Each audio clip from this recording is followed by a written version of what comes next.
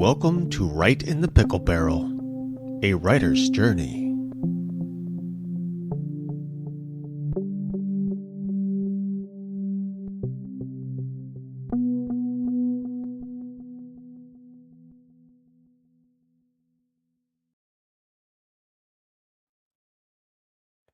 What's going on, everybody? Welcome to a brand new episode of Write in the Pickle Barrel. This is Justin. And I'm Eric. And tonight we are here for another great episode to talk about following the road of the competition. What that basically means is I did a bunch of competitions this year, and I want to tell you guys all about it. Talk about some of the feedback that I got, which was very constructive, and what all happened during the whole process. So what competitions I submitted to was NYC Midnight, Writing Battle, and Writer's Playground. It was my first time ever doing Writer's Playground and Writing Battle. I honestly loved Writing Battle, and we'll get into that a little bit. But Eric, before we get into that part, had you heard of any of these before, and had you ever submitted to any of them before? I've not submitted to any of them. I have heard of NYC Midnight, and Writing Battle is one that has come up every now and again. Writer's Playground I've never heard of. That's a new one for me. Okay. All of them are really good. Writing Battle by far is my favorite right now. Not that NYC or Writer's Playground is bad, but with Writing Battle, you get to have 6 chances, sometimes 7 if you share stuff on social media, to change your writing prompts. And they make up these little tarot card type deals to kind of represent the genre, I think it's a person or character, and usually it's a place or an object. And one of the best things that they say in their emails is you don't have to base it on the cards. That's just to represent the prompt. So I loved doing the Writing Battle. Writer's Playground was good. That one you get to change your prompts a little bit too. NYC, unfortunately, you're stuck with those prompts. Some of the requirements for each competition, you get a certain time length to do any of the writing. Like I mentioned, they give you specific prompts. Most of the time, you don't have to say the specific word, but you have to at least make sure that it is a direct reference to the prompt. That money, of course, is a requirement for all of these competitions. I think the most I paid was NYC Midnight, which I believe was $75. For Writing Battle, I paid for all of theirs, which ended up being only $65 for all 4 of them. And Writer's Playground, I think, was $25 for, I think it was the macro fiction or short story fiction. Does that work the same with script writing? More or less, yeah. Usually, there's some competitions in which you will go through various rounds as a screenwriter or scriptwriter. They'll give you a subject matter, and you will write on it for 2 or 3 days, submit, and then you go through that 2 or 3 times. But the majority of competitions are actually pre-written projects that you've already completed that you submit. You have authors or judges read the scripts that are completely polished and finished, and then they judge you based on that. And if you get into the second round or the top 3 or whatever, or top 5, then they'll give you a little kind of a little badge that you can place on your website or somewhere online. Okay. And then you'll get accepted, and you're invited to come down to wherever they're holding the actual competition for awards and stuff. And then the pricing is kind of similar as well. It really depends on how well known the competition is. For those that are really well known, like with Blue Cat screenwriting competition, that's going to cost you somewhere between $100 and $120 just to submit a project. What's the potential for a prize for that one? Well, that one, you basically get if you win first prize, right. You'll get a cash prize, and then you also get your script in front of producers, and you'll also have the opportunity to pitch your script to producers of actual big time television or movie companies. So we're talking about HBO or Netflix, or any big company. Sony is one that they've done before. So that's pretty cool if you can get that far and have that opportunity. And then you also get a couple of different, like 2 or 3 different things that can help you along with your journey. Ink tip is one of them. You get your name into a kind of a catalog online where producers will go, or production companies will go and look up scripts and people who write those scripts. They could potentially purchase your script off of that catalog, or simply reach out to you and see if there's something you might be willing to write for them. So there are some really cool opportunities if you're to do that. Something you still get like some prizes as a second and third prize winner. Unfortunately, you just don't get to get in front of the producers like you would as the first prize. Right. So you're definitely limited, and the money is a little less. I think the third place is probably like around $500. Yeah, that's the one thing I had a hard time with Writing Battle and Writers Playground. It was hard to tell. They don't have like a breakdown for prizes compared to like NYC Midnight. They actually list everything for each competition for the potential. I do know with Writing Battle for top, there's the opportunity to get published, I think, in an e-magazine or something. Same thing for NYC Midnight. I'm not sure about Writing Battle. I just knew of the Writers Playground. I just knew of the cash prize. I don't know if they said about being published anywhere at all. Mm-hmm. But a lot of these competitions will, on top of the cash prize, either publish you in something or get your name out there to publishers if you're wanting to write a full-length novel. Trying to think if there's any other requirements that I'm missing. Of course, name, email. When you're actually submitting your story, the majority of the time they're going to ask you for just the title and then the story, or NYC Midnight will ask for a very brief synopsis and then the title and the story. I think that's all the requirements that I can think of off the top of my head. How to move on to the next round. We talked roughly on this about the last episode that we did about writing competitions. So I'll kind of reiterate this. The biggest thing above all else is making sure that you are checking your spelling. Make sure you're having somebody else read over it so that it is at least as best as you can possibly get it before it goes to judges. The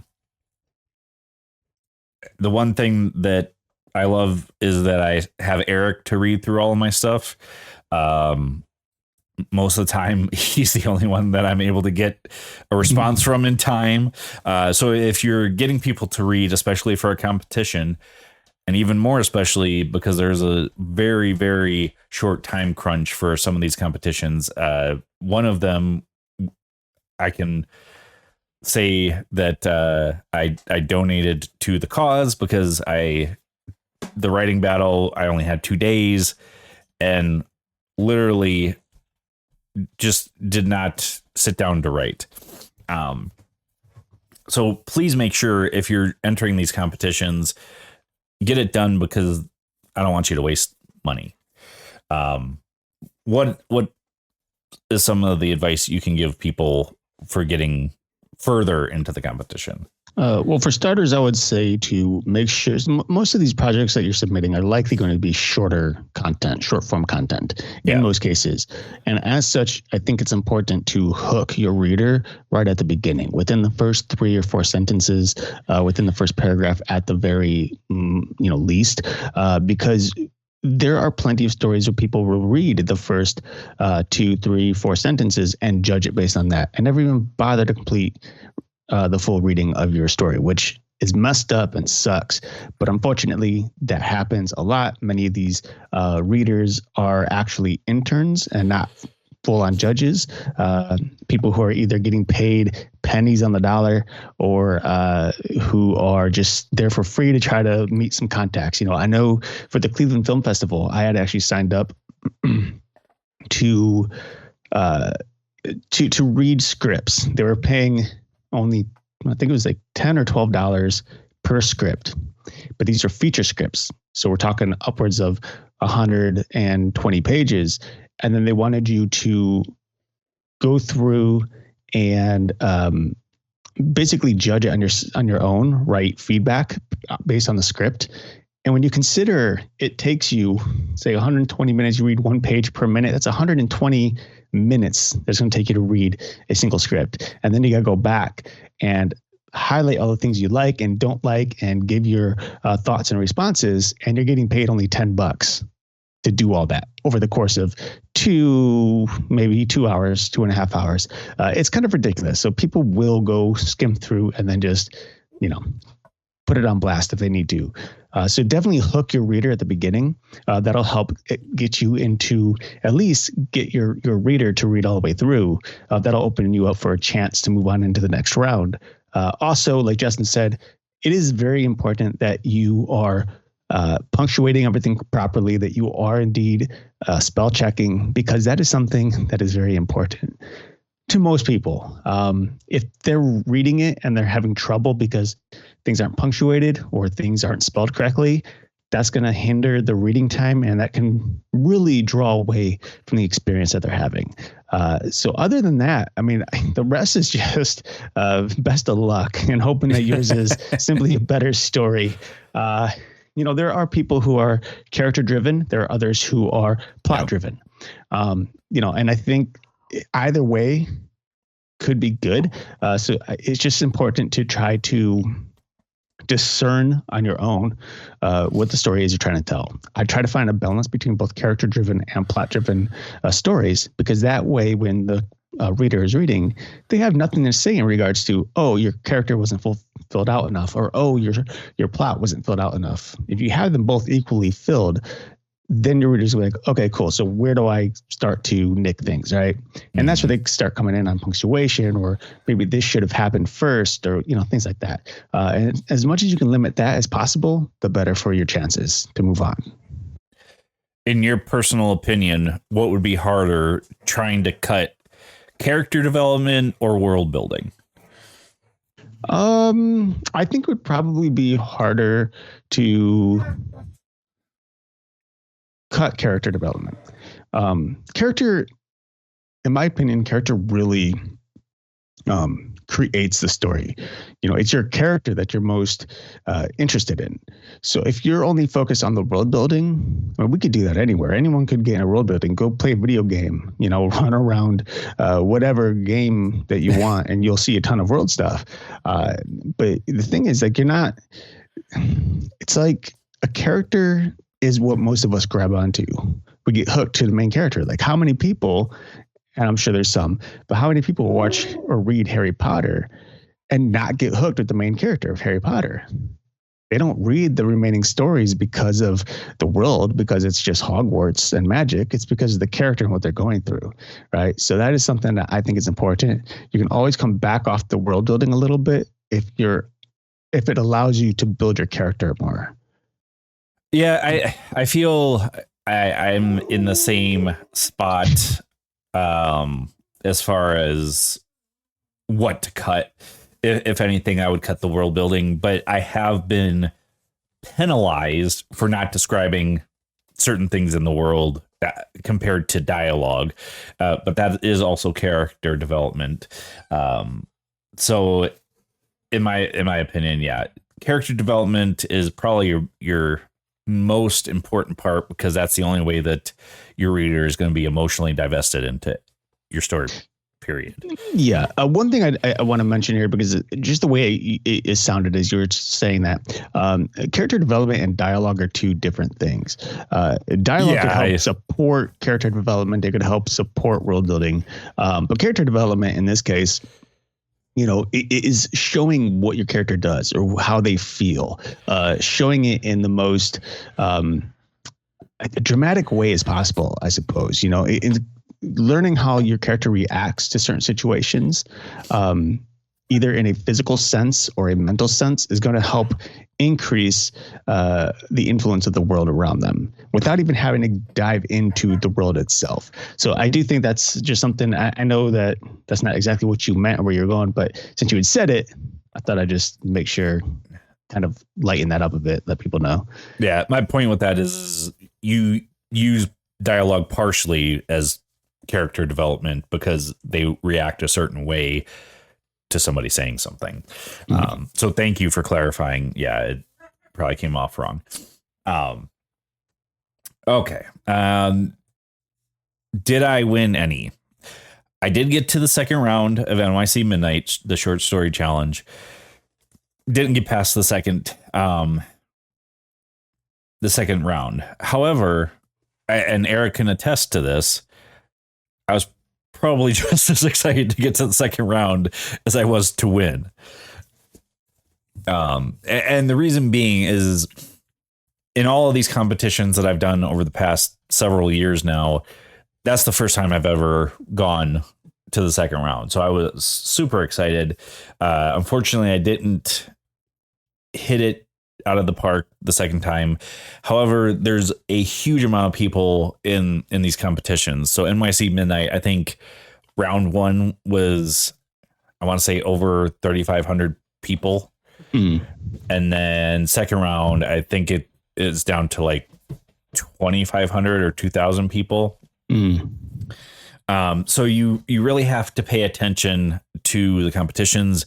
The more you have to pay usually is because the challenge is higher stakes. There's going to be more competition to beat. But higher reward. Well, right. Higher reward. Is that kind of what you've found with a lot of the screenwriting competitions that you've submitted to? I mean, all the screenwriting competitions I've submitted to, they all have awards, little plaques or trophies that they give you if you were to place or win. But those are usually somewhere between $10 and $25, when you're submitting. Or more. So we'll say it starts at $10. But the ones that are $50 and above for submitting, well, now you're looking at cash prizes. You're looking at getting your name into a certain catalog. You're looking at meeting producers or pitching in front of a board of production companies. So that is something that, yes, I think the more money you put into a specific competition, the more opportunity it can give you on the flip side if you were to place or win. And honestly, it doesn't even mean, you don't even have to place or win in order to meet people, in order to make connections. And that's the important thing about competitions, especially in the screenwriting world, but even the same in the writing world, the creative writing world, is that you get the opportunity to meet individuals online or in person if you go to these competitions, and interact with individuals who can potentially help your career in the future, or even from that point forward. I've met people at some of these competitions that I'm still friends with on like Instagram and Facebook who I haven't, seen in years, but we're still there liking each other's stuff. We're still commenting on things here and there. These are people that you remember and they remember you. And that's important when it comes to furthering your career, potentially, if that's something you want to try for. Right. The one thing that I forgot to emphasize on the writing battle specifically challenges is you have to go through peer judging first before it goes to the regular judges. I think that is a it can be a good thing and a bad thing. But it is great to get people's feedback in the long run. It doesn't matter if they've only been writing for a couple months or if they are professional writers, authors, and they're judging your stuff. The one thing that I did like with the writing battle as well is they just sent out an email saying that they're going to be having professional authors or writers judge in the next year's competitions. So it's going to be super exciting. And I think I am going to sign up again. I did want to go over my feedback, and this is going to be a little bit of a shorter episode, so I'm not going to worry about going to break. This was from my second story for the NYC Midnight's short story competition. And the name of the story was The Wife's Milkman. What the judges liked about your story. I really appreciate the amount of back and forth you provide. Usually I find that in mysteries, people fall into the pattern of following one or two detectives with no other colleagues who figure everything out in one epiphany. Seeing a continuous evaluation with the inclusion of outside sources was refreshing. The beginning of this story works really well. We are quite clear on what we're walking into, though we don't know why things are the way they are. It's a great start to a suspenseful mystery. I enjoyed the creativity of adding the milkman character into the story. I connected with Detective Stone's character, and the crime scene descriptions and interrogations kept engaged throughout the story. I also enjoyed the twist at the end from Lily's first story compared to her confession at the end. What the judges feel needs work. First of all, I strongly suggest cutting back on repetition and adding some more variance to your sentences. Eric and I have talked about this in previous episodes. Mm-hmm. A major area where this comes up is in the use of character names, especially in dialogue. Even if you have multiple people present in the room, you don't need to specify who is speaking consistently. Similarly, you specify who is doing what to whom to the extreme. For instance, in the first page, Lily dropped the .38 special she was holding. The officer pulled out a handkerchief and picked up the gun, pulling it away from the woman. He patted her down, checking for any other weapons. He then put her arms around her back and put cuffs on her as he read her rights to her. The entire section is very clunky, and a major reason is sheer redundancy. The entire paragraph could have easily been reduced to a single sentence with the sentence were the excess cut. There's also a lot in here that simply doesn't read how we speak. It's not regular for most people to use someone's actual name, and especially their full name. So to consistently read Lily and Lily Simpson over and over takes the reader out of the story, which I disagree with that to a degree. And I want your feedback on this because there's going to be those people that prefer that over not.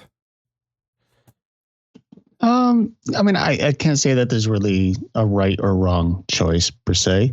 I read a lot of things that are just back and forth without any real explanation of who's saying what. One story in particular, actually, our cousin that we had on our last episode, his book, it tends to do that a lot. It goes back and forth between characters without specifying who's saying what, and it could get a little confusing, especially when there's more than two characters. However, there are stories, and this is a very famous story, Alice's Adventures in Wonderland. They tend to go back and forth between names. So it'll be such and such, or Mad Hatter says such and such. Well, such and such says Alice. Well, such and such says Mad Hatter. And such says Alice.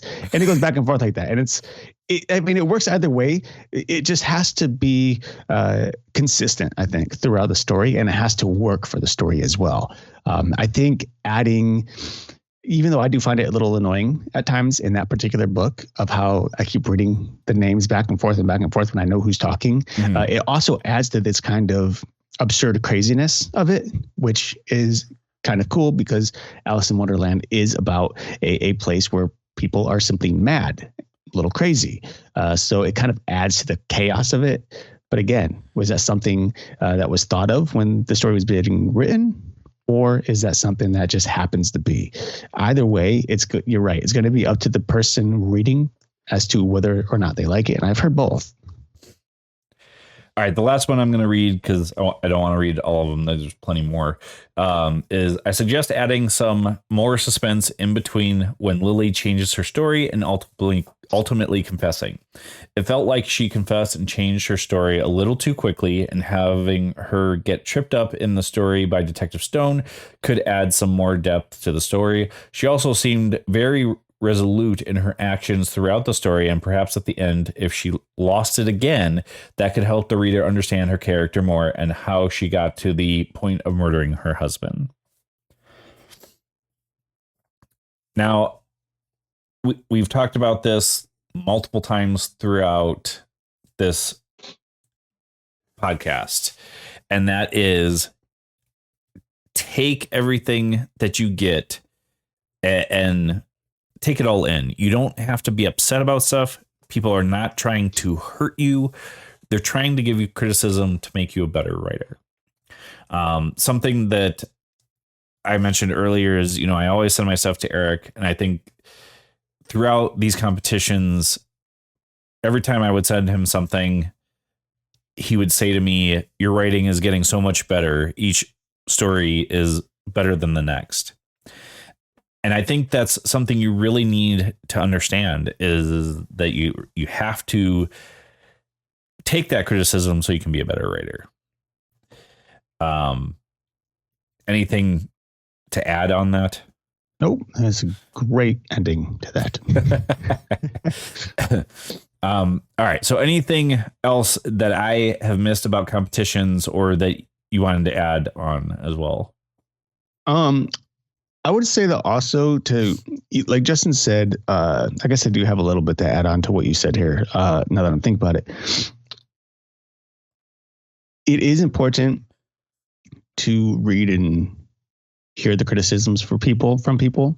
It is beneficial for you, but also take some of those criticisms with a grain of salt, because each person is their own person and we all have opinions. And so this particular judge who judged Justin's story said they didn't like the back and forth saying the names of the characters, whereas a different judge may actually like that. Maybe he didn't like that, or she didn't like that there was so much wordage or verbiage within a certain paragraph talking about reading the rights and patting her down and everything. Someone else may prefer that description. So again, it really just depends on the reader. It's going to change from one competition to the next and from one judge to the next. So take some things with a grain of salt, but there are others that you do have to take a little more personal and put it under your wing and use it. So I would just say to keep your mind open and judge for yourself. Use wisdom to decide what's going to apply and what shouldn't apply. And chances are, if you're having multiple people read the story and you're hearing the same thing come back over and over again, that's not something you take with a grain of salt. That's something that's like, this has to be fixed. So definitely just keep that in mind. Right. Absolutely. All right, folks, that's all we got for you this week. Until then, my name is Justin. And I'm Eric. So keep your head in the clouds and your pen on paper.